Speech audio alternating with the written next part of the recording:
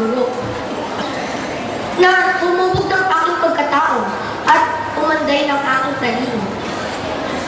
Sila ang naging pangalawang magulang ko sa paaralan na sumubaybay sa lahat ng mga gawain ko sa paaralan. Na buong pusong nag-alay ng kanilang husay upang maibahagi sa amin ang kaalamang magiging kalasag namin sa pagharap sa mga hamon ng buhay. Isa po kayo sa magiging inspirasyon namin sa aming pag-aaral sa mga susunod pang taon. Kaya sa inyo pong lahat, maraming salamat po. Pataas ang antas ng kalidad ng edukasyon sa pamamagitan ng pagsuporta sa mga paligsaan na aming sinasalihan na may kaugnayan sa paghubog ng mga kaisipan ng mga mag-aaral. Tanggapin po ninyo ang aking pasasalamat. Pangatlo, pinasasalamatan ko ang aking mga kamag-aral at mga kaibigan.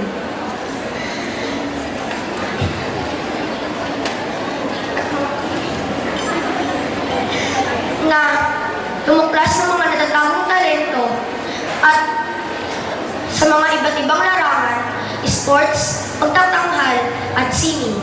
Magkahalong lungkot at saya ang aking darama sa mga oras na ito.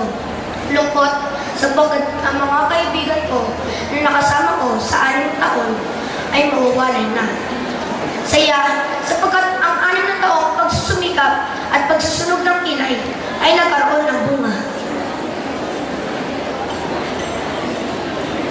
Maraming salamat din sa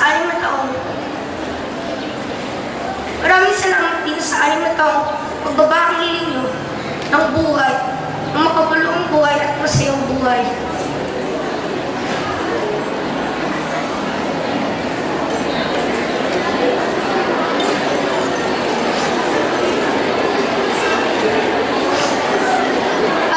At kumilala ng aking tagumpay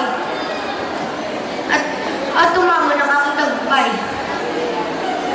Higit sa lahat, hindi ko maaaring kalimutang pasalamatan at parangalan ng aking mga minamahal na magulang. Sa aking ama, bagamat wala siya sa mahalagang araw na ito, di ba niya nasasaktihan ang pagagawad sa akin ng medalya ng karangalan. Alam ko, puso't isip niya ay naririto din ngayon.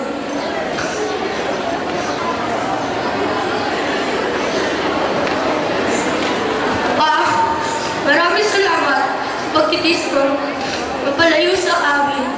Mabigyan lang mo kami ng magandang kinabukasan sa pagbabataw mo ng hirap. Ba't ito'y iyong tinitibis? Matugunan lamang ang aming pangangailangan.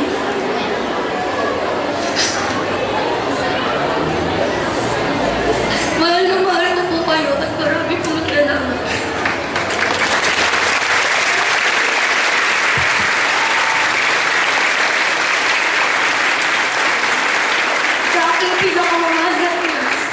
Ma, alam ko natutuwa kayo sa pagkakataong ito. Kahit pa paano, ay nasuklian ko ang lahat ng iyong paghihirap at pagsasakripisyo sa akin. Sa pagbubuhos mo ng iyong oras, lakas at pagmamahal sa akin at sa aking mga kapatid.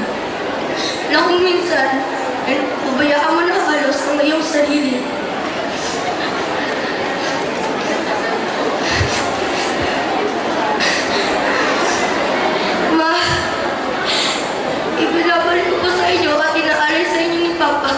Lahat ng parangal ay ginawat sa akin sa umagang ito.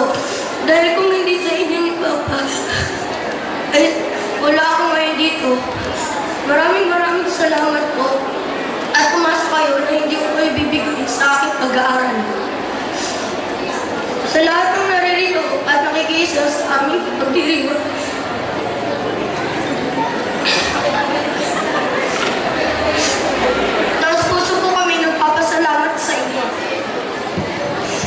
ang paningin ng lahat ay nakatuon sa akin mula na ipahayag ng ng aking guro na ako ang makakatanggap ng pinakamataas na parangal sa taong ito.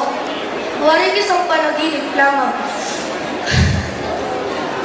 Hindi ko akalain ang isang mahirap na katulad ko ay magkakaroon ng pagkakataon na makilala bunga ng edukasyong kaloob sa akin ng paaralang ito. Medalyang ginto, ito ang bunga ng 6 taong pagtutulog ng kilay.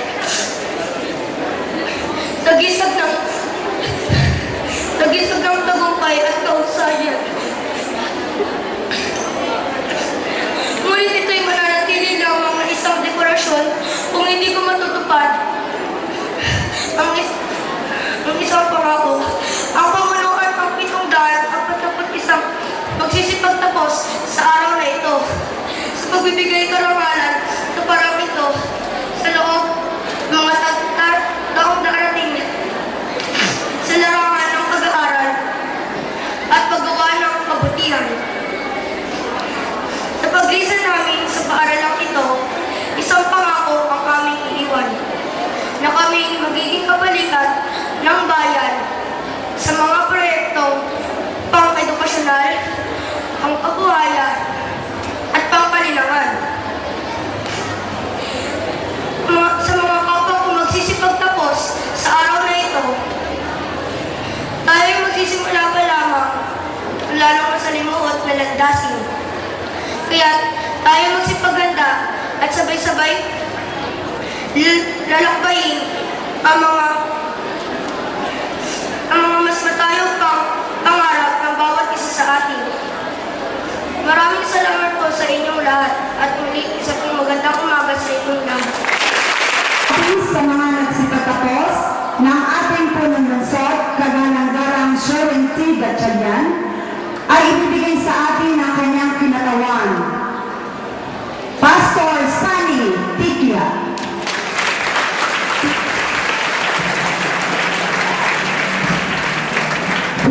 Magandang umaga po sa ating lahat, sa ating pong minamahal na punong guro, Dr. Aida San Juan. Palakpakan po natin. Ma'am Dr.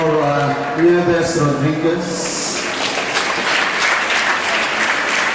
Ma'am Erlinda Onghingo. Sa ating pong minamahal na mga punong guro, Vice Mayor Eric Martinez, Councilor Dick Galang Cosaben,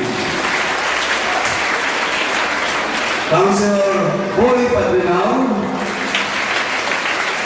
Councilor Rory Nalibudad Borja, Councilor Lotlot Stefan Caico,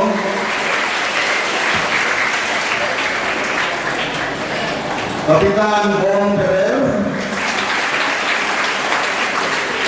Kagawad Moises Beltran, at ang ating pinagumututan na konsehero Cecil Mayo,